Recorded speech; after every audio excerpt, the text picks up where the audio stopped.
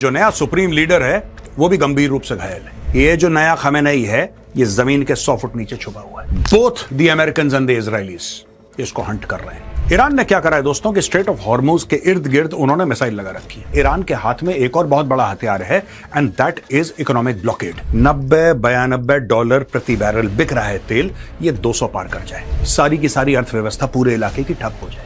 पूरा दुनिया जो है ऐसे ऐसे the world will shake. Supersonic नहीं है, हाई सबसोनिक माने 0.8 0.9 मार्क का होगा। जो मिसाइल आपको पता है मिसाइल के द्वारा या ड्रोन्स के द्वारा उन्होंने हाहाकार मचा रखा है। ये सारी की सारी फैक्ट्री हैं दोस्तों, ये 50 फुट जमीन के नीचे, 100 फुट जमीन के नीचे पूरा का पूरा शहर बना लिया ईरान ने। वही प्लेटफॉर्म यूज करके चाहते हैं कि उनकी फैक्ट्री बर्बाद हो जाए। उस तेल के पैसे को इस्तेमाल करके रशियंस जो थे वो मासूम यूक्रेनियंस को मार रहे थे, लेकिन आज की तारीख में उससे फूल बरसाएंगे यूक्रेन के ऊपर।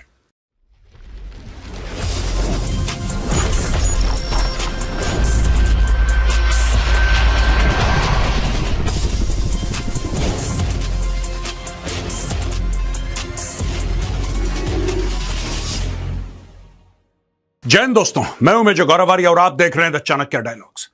खबर आई है कि मुश्तबा खमेनी जो नया सुप्रीम लीडर है वो भी गंभीर रूप से घायल है, और उसी दिन घायल हो गया था जिस दिन उसके फादर अली खमेनी को मारा गया था।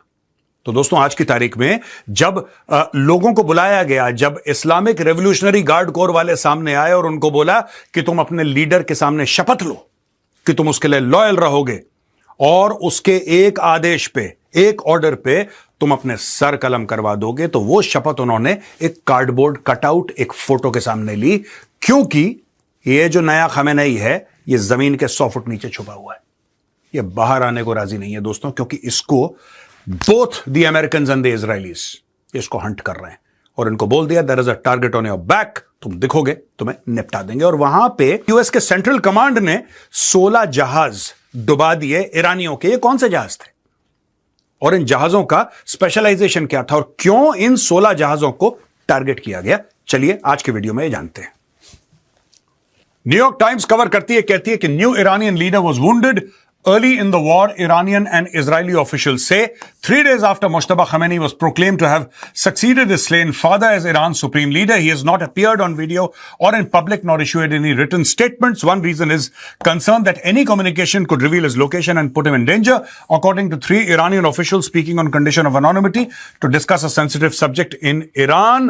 But another factor is that Mr. Khamenei, 56, was injured on the opening day of the attack by Israel in the United States.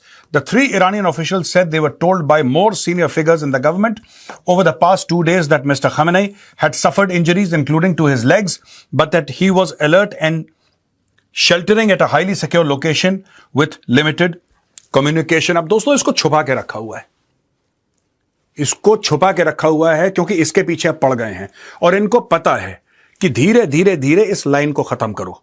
यही इनका इरादा था। जब मैं बात कर रहा हूं here specifically American and Israelis, more Israelis than American. American के एम थोड़े से मुझे गोलमोल दिख रहे हैं, लेकिन Israelis are extremely clear operationally, politically and militarily, they are crystal clear the Israelis, और वो इसके पीछे पड़े हुए हैं। अगर ये मिल गया तो इसको निपटा देंगे ये लोग। दोस्तों, US destroys mine-laying vessels in most intense day of Iran strikes. The US military eliminated 16 Iranian mine-laying vessels near the Strait of Hormuz on Tuesday. The US Central Command said in a statement. On the same day, Pentagon Chief Pete Hegseth said the United States delivered the most intense day of strikes inside Iran. We are crushing the enemy in an overwhelming display of technical skill and military force. Today will be yet again our most intense day of strikes inside Iran. The most fighters, the most bombers, the most strikes, intelligence more refined and better than ever, Hegseth told reporters. अब दोस्तों ये US central command ने tweet किया है, US forces eliminated multiple Iranian naval vessels March 10 including 16 mine layers near the Strait of Hormuz. Iran ने क्या करा है दोस्तों कि स्ट्रेट ऑफ हॉर्मुज के इर्द गिर्द उन्होंने मिसाइल लगा रखी है, उन्होंने अपनी फोर्सेस लगा रखी है, उन्होंने पूरा ब्लॉकेड कर रखा है कि यहां से तेल नहीं जाएगा, क्योंकि ईरान मिसाइल्स, ड्रोन्स, फाइटर्स जो भी हैं इनसे लड़ रहा है और इनके सहारे लड़ रहा है, यानी कि दुश्मन भी इन्हीं से वार कर रहा है और ईरान भी इससे वार कर रहा है, राइट। लेकिन इसके अलावा ईरान के हाथ में एक और बहुत बड़ा हथियार है and that is economic blockade. पूरे इलाके का मीन्स ऑफ अर्निंग क्या है, रेवेन्यू क्या है, जितने बड़े बड़े ये देश हैं उनका मीन्स ऑफ अर्निंग, उनका मीन्स ऑफ रेवेन्यू है क्या, तेल, एनर्जी, राइट। उसी को ब्लॉक कर दिया ईरान ने। और ईरान का यह मकसद है कि जो आज की तारीख में 90-92 डॉलर प्रति बैरल बिक रहा है तेल, ये 200 पार कर जाए। ये इनका स्टेटेड एम है। That is what they wish to do and they have been very blunt about it. खुल के बोला ईरानियों ने कि साहब, अगर तेल का दाम $200 पर बैरल से ज्यादा चला जाता है, it goes north of $200 per barrel, then we have won. और वही हमारा एम है, हम चाहते ही हैं करना, क्योंकि $200 पर बैरल में दोस्तों सारी की सारी अर्थव्यवस्था पूरे इलाके की ठप हो जाएगी। पूरा दुनिया जो है ऐसे ऐसे the world will shake and the world will shake simply because nobody can afford oil at that rate and everything will crash, everything will collapse। लिहाजा इजराइल के ऊपर, यूएस के ऊपर बहुत ज्यादा अननेचुरल प्रेशर आएगा और फिर वो लोग पीछे भाग जाएंगे। ये ईरान का टोटल एंड गेम है। तो ईरान ने क्या करा है इसके लिए, स्ट्रेट ऑफ हॉर्मुज, यहां पे दोस्तों माइंस लगा दी हैं, बारूद की सुरंगें लगा दी हैं कि अगर बाय द वे इनकी मिसाइल से, इनकी फौज से कोई जहाज बच जाता है जो तेल वहां पे लेकर जा रहा है, कोई भी बच रहा है वहां पे, तो साहब माइंस में वो टकराएगा। बारूदी सुरंगें जो पानी में फ्लोट कर रही होंगी, पानी के नीचे होंगी, वो फ्लोट कर रही होंगी, उसमें टकराएगा और पूरा का पूरा जहाज डूब जाएगा। तो ईरान ने पूरी कोशिश करी कि पूरी जगह को माइन करने की, और यहां पे 16 माइन लेयर्स को निपटा दिया। यूएस सेंट्रल कमांड ने बोला है कि साहब, ये जहाज माइन लगा रहे थे ईरानी, डुबाओ इनको, खत्म करो। So they have destroyed those 16, mine-laying craft. Drop 2,000-pound bombs. U.S. launches B-2 bombers to dismantle Iran's missile production capabilities. The United States military is now moving to dismantle Iran's missile production. White House Press Secretary Caroline Leavitt said during a briefing, adding that B-2 bombers had recently dropped 2,000-pound bombs on what she described as deeply buried missile sites in Iran. B-2 bombers can carry GBU-57 bunker busters designed to penetrate deep underground before detonating. तो साहब ये है B-2 multi role bomber for conventional and nuclear strikes. Stealth है इसमें, तो यानी कि air defence इसको पता नहीं लगा पाएगा। इसका सिग्नेचर बहुत छोटा है, या जो रेडार पे ये दिखेगा वो बहुत कम दिखेगा, जहाज के रूप में इतना बड़ा नहीं दिखेगा उसके। And advance stealth with minimal radar, flying wing design for high survivability and long range. और यहां पे इसके कुछ फीचर्स हैं कि इंटरकॉन्टिनेंटल रेंज है 6,000 नॉटिकल माइल्स, यानी कि 9,600 किलोमीटर ये चल सकता है। 50,000 फुट की हाइट पे ये उड़ सकता है। हाई सबसोनिक है, यानी कि सुपरसोनिक नहीं है, हाई सबसोनिक माने 0.8 0.9 माक का होगा, ये मैं अज्यूम कर रहा हूं। पेलोड कैपेसिटी है 18,144 किलो, ये उठा के उड़ सकता है। And maximum take off weight है, फ्यूल कैपेसिटी, ये सारी की सारी चीजें इसमें दे रखी हैं दोस्तों। बेसिक बात ये है कि जो मिसाइल, आपको पता है मिसाइल के द्वारा या ड्रोन्स के द्वारा उन्होंने हाहाकार मचा रखा है।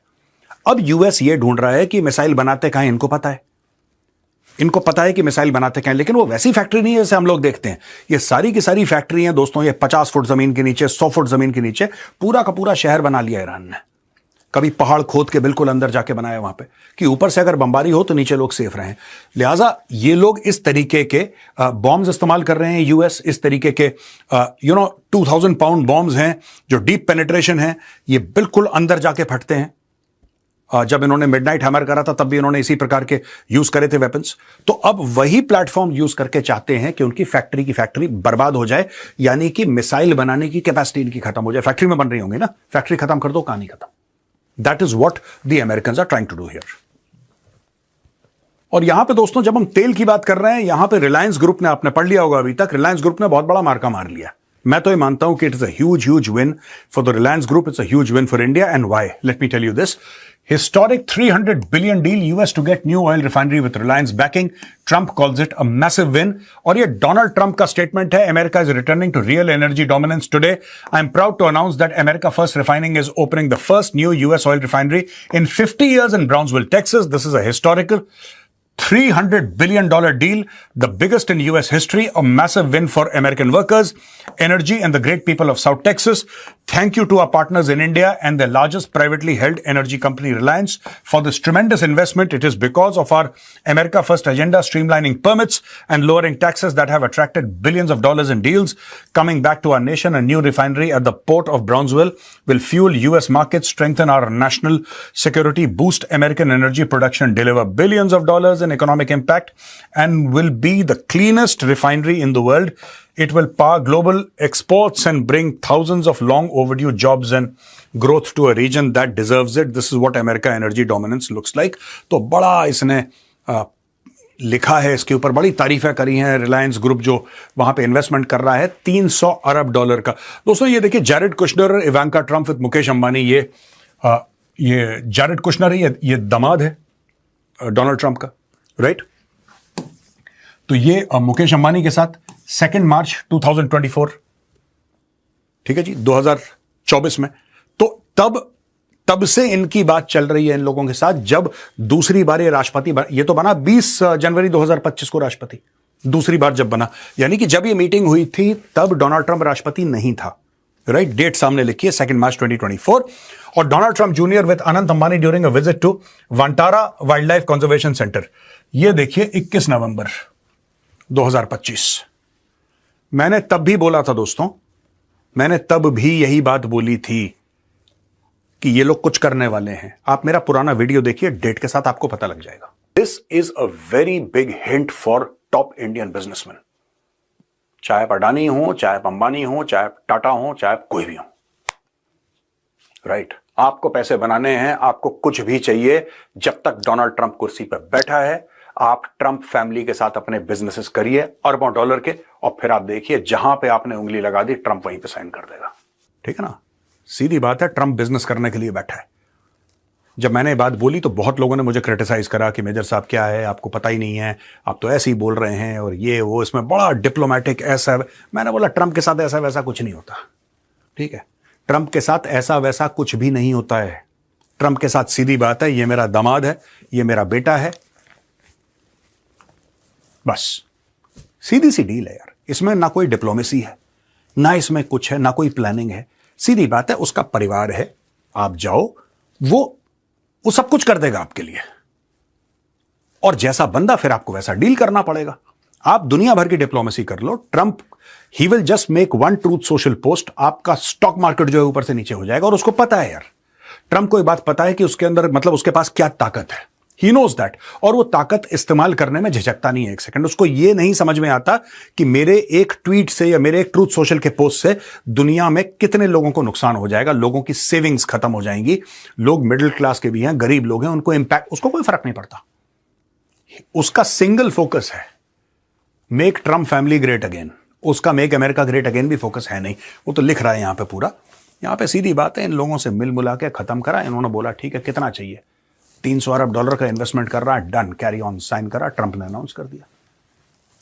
Now you have a real hold inside the United states of America.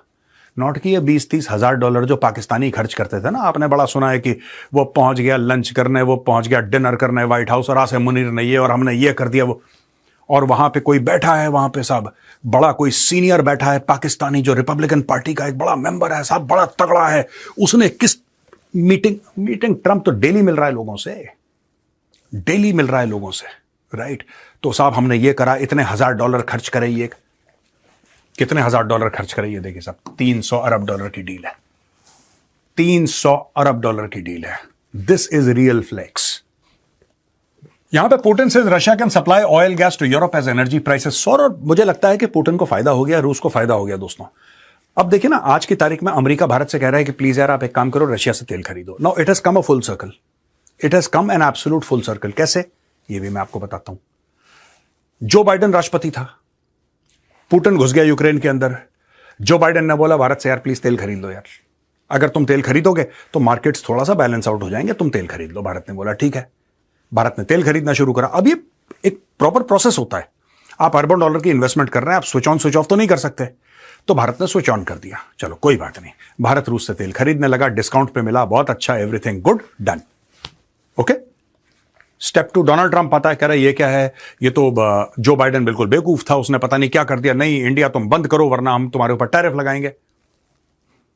उन्होंने वो इंडिया ने बंद नहीं करा, लेकिन खूब प्रेशर। अचानक क्या कह रहा है, प्लीज एक काम करो, तेल तो हम खरीद ही रहे थे, ना तुम्हारे कहने से बंद करा, ना तुम्हारी सो कॉल्ड कोट अनकोट, जिसको मीडिया परमिशन कह रहा है, right, India does not need anybody's bloody permission, let's be very clear, लेकिन जो मीडिया परमिशन वर्ड कह रहा है, अब वो कह रहे हैं तुम खरीद लो तेल। यानी कि पहले जो भारत तेल खरीद रहा था, उससे यूक्रेन में लोग मर रहे थे, जो इनोसेंट लोग थे, वो भारत फंड कर रहा था उनकी डेथ। ऐसा अमेरिका ने बोला, मैं नहीं बोल रहा, अमेरिका बोल रहा है। लेकिन अब जब भारत खरीदेगा तो यूक्रेनियंस की डेथ को फंड नहीं करेगा, अब दोगलापन देख रहे हैं अमेरिकन का। यानी कि आज से 6 महीना पहले जो भारत रूस से तेल खरीद रहा था, उससे उस तेल के पैसे को इस्तेमाल करके रशियंस जो थे वो मासूम यूक्रेनियंस को मार रहे थे। लेकिन आज की तारीख में उससे फूल बरसाएंगे यूक्रेन के ऊपर। देख रहे हैं दोगलापन। भारत ने 30 मिलियन बैरल्स का इमीडिएटली ऑर्डर दे दिया रशिया को, 30 मिलियन बैरल्स का रूस को ऑर्डर दे दिया है। If European companies and European buyers suddenly decide to reorient themselves and provide us with long term sustainable cooperation free from political pressures, then yes, we have never refused it, we are ready to work with Europeans too. Putin said in a meeting with government officials and heads of Russia's top oil and gas producers, he said that Russian companies should take advantage of conflict in the Middle East, which has seen Iran effectively halt shipping in the Strait of Hormuz. इनके लिए तो इनकी lottery खुल गई है। अब भारत क्या करेगा? आपको लगता है कि भारत वो 30 मिलियन बैरल ऑयल खुद कंज्यूम करेगा? नहीं, भारत रिफाइन करेगा, भारत यूरोप बेचेगा। भारत पहले भी यही काम कर रहा था। दबा के रूस से तेल खरीदो, जितना आपको चाहिए नहीं उससे 5 गुना खरीदो, और फिर उसको रिफाइन करो, कुछ अपने पास रखो, कुछ अपने स्टॉक्स बिल्डअप करो, राइट, और फिर कुछ यूरोप बेचो। 2024 में India was the top fuel exporter to Europe. तभी यूरोपियंस को शॉक लगा कि यार इनके पास तो तेल है नहीं इतना। ये सऊदी अरब को इन लोगों ने पार कर दिया। इन लोगों ने खरीद के रूसी तेल इतना रिफाइन करा कि इन्होंने तेल बेचने के चक्कर में यूरोप की बात कर रहा हूं मैं, 2024 में सऊदी अरब को पीछे छोड़ दिया था।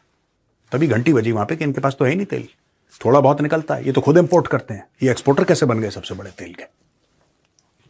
अब दोस्तों ये खबर बड़ी इंटरेस्टिंग भी है। ये खबर बांग्लादेश की है और इसका ईरान की लड़ाई से सीधा ताल्लुक है। मैं 2 मिनट लूंगा, आपको प्रॉपर समझा दूंगा। देखिए, भारत ने ना 5000 टन डीजल बांग्लादेश को सप्लाई किया। Bangladesh is set to receive 5,000 metric tons of diesel from India through a pipeline amid a escalating energy crisis. Dhaka is set to receive diesel from Parbatipur depot in Dinajpur, a district in Rangpur division, from the Numaligarh refinery in Assam through the Bangladesh-India Friendship Pipeline. A discussion on supplying diesel to Dhaka was held on Monday between Indian High Commissioner to Dhaka, Pranay Verma, and Bangladesh Finance Minister Amir Khusro Mahmood Chowdhury.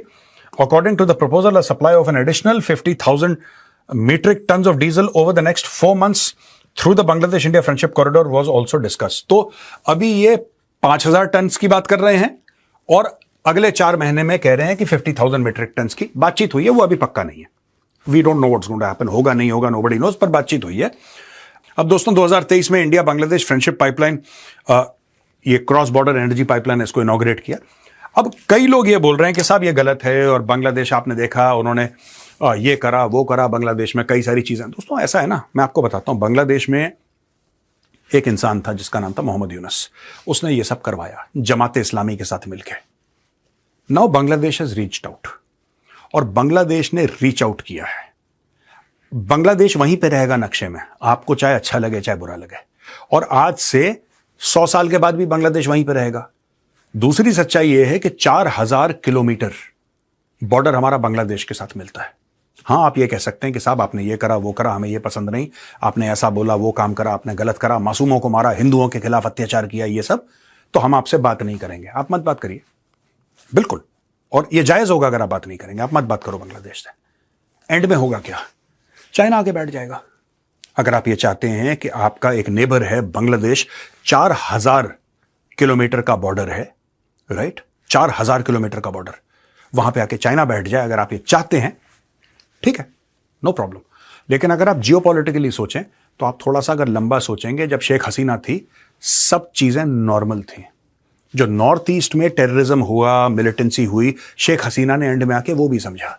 यही चीज तारिक रहमान को समझानी है कि India की red lines क्या है, India को प्रॉब्लम्स क्या है। तो हम बांग्लादेश की प्रॉब्लम समझें, बांग्लादेश भारत की प्रॉब्लम समझे।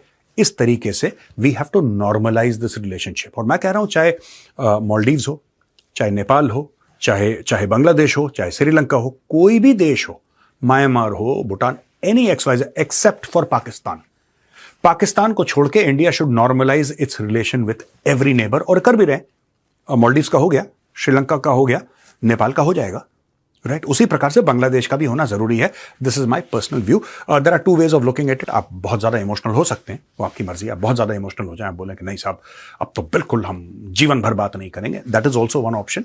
द अदर ऑप्शन इज कि ठीक है, लेट्स मेक थिंग्स बेटर।